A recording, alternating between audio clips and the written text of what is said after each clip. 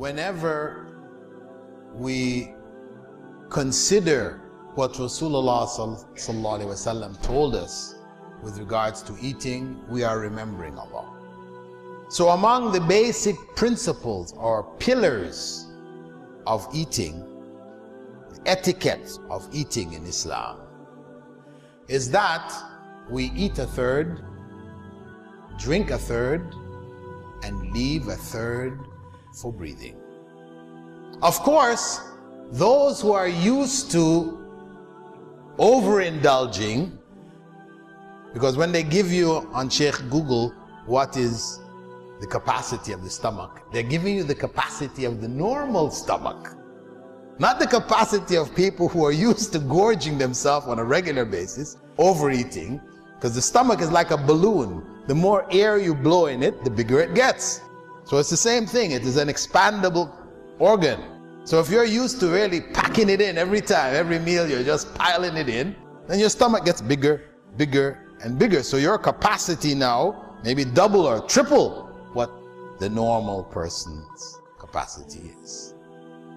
But the point is that if you're able to control yourself, because the stomach, again, if you stop packing it in and you set a specific regime of how much you're going to eat, then the stomach starts to decrease. It'll go back down to its normal size. And then when you eat that 2/3, you will feel not full, because that's the whole point.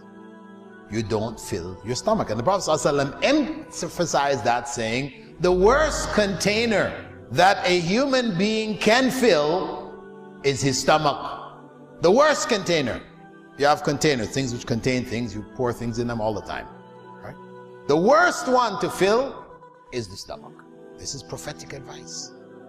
So if we are able to take this on, it would make a difference for most of us, because now we're in a generation, according to WHO, World Health Organization, from the year 2004 onwards, for the first time in recorded human history, the number of people who were obese is greater than the number of people who are starving.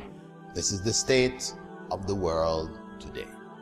And Prophet Muhammad ﷺ in Sahih al-Bukhari, when talking about the future, the signs of the last day, the coming of the last day, he said, وَيَظْهَرْ فِيهِ مُسِّمًا, and there would appear among them, amongst the Muslims, obesity.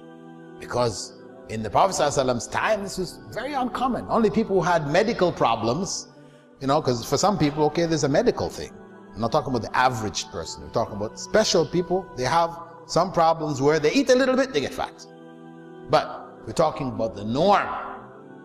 So the norm amongst the Muslim Ummah was for people to be of moderate build. They lived, you know, lives which was active, etc. So that obesity, and they didn't, you know, this luxury eating styles, lifestyles, etc. wasn't there. So people maintained a natural state. They were not obese. Obesity was rare. But the Prophet ﷺ said, among the signs of the coming of the last day was that obesity would now appear amongst Muslims, meaning it becomes prominent, it becomes known. We see it all around us. The worst container that a human being can fill is his stomach. This is prophetic advice.